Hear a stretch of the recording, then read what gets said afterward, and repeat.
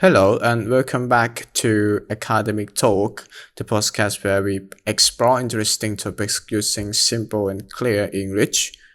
Well, today's episode is all about something small but very powerful. It's the heart of modern technology. We find it in computers, smartphones, cars, and even washing machines. And yes, we are talking about semiconductors. And don't worry if that word sounds technical or a little scary. By the end of this episode, okay, you will understand what semiconductors are and why they are important and how they connect to your daily life, even if you have never seen one before. Let's start it, okay? So, what is a semiconductor? First, let's understand the word semi. Semi means half, and conductor means something that lets electricity flow through it. So, a semiconductor is a material that sometimes conducts electricity and sometimes doesn't. Yeah, that's actually very special. A normal conductor like copper always lets the electricity flow.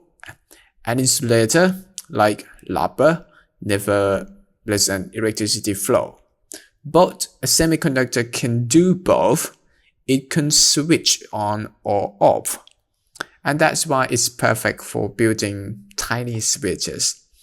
These tiny switches are for power modern electronics. So the most common material used for semiconductor is silicon. That's right, silicon. Which comes from sand. Yeah, from sand. In fact, the place where many tech companies started, which is Silicon Valley. It's named after it. So how does it work? Now I won't go into deep science, but I will explain in a simple way, okay? So inside a phone or a computer, there are millions or even billions of tiny switches. These switches are called transistors, and they are made using semiconductors. I would say each transistor can turn on or off. That means it can represent a 1 or a 0, just like in computer code. So when we put many of these switches together, they can store information, make decisions, and run software. So in simple words, semiconductors equal brain of machines. Get it? Okay. So without them, your phone can't make a call, your laptop can't open a website, your car's engine can't work smoothly. Even a smart fridge needs them to keep your food cold and your energy bill low. Okay? So, why do we use semiconductors? Let's talk about real life examples. The first one, of course, smartphones. Every phone, from iPhone to Android or anything that has a chip inside made from semiconductors.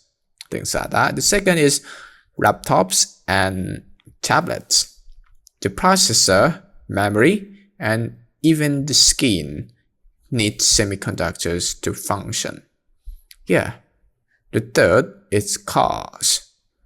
Modern cars use over 1,000 semiconductor chips to control everything from the brakes to the lights. The fourth is medical devices. Heart monitors, X-ray machines, and blood testers use semiconductor technology.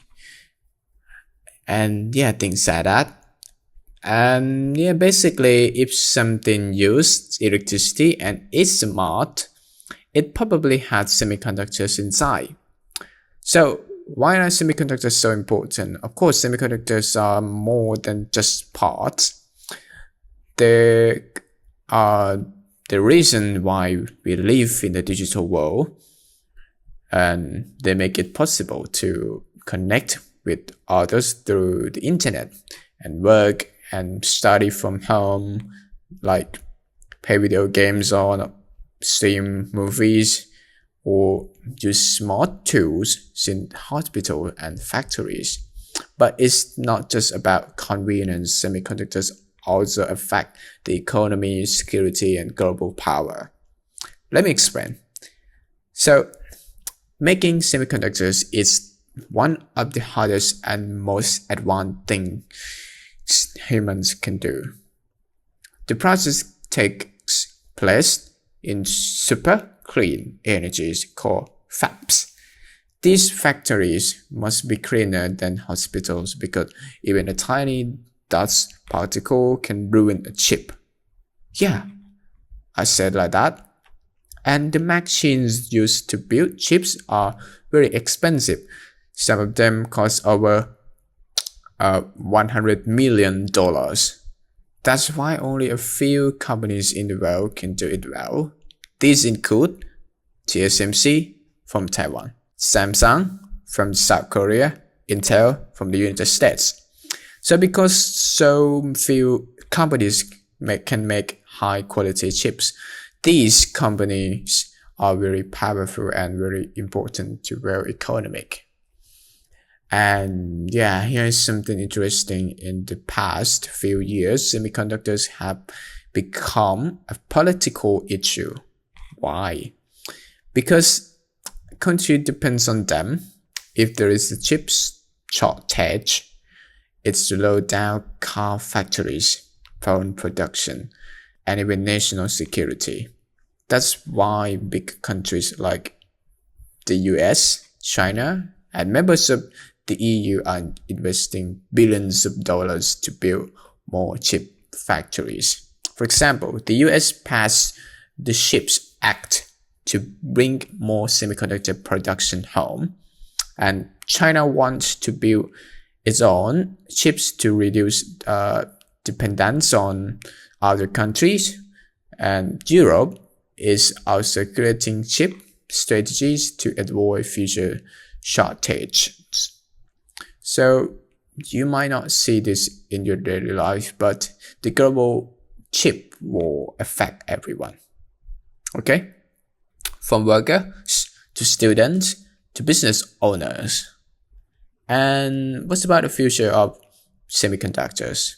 Of course, now let's look ahead. Semiconductors are going to play an even bigger role in the future. Here's why.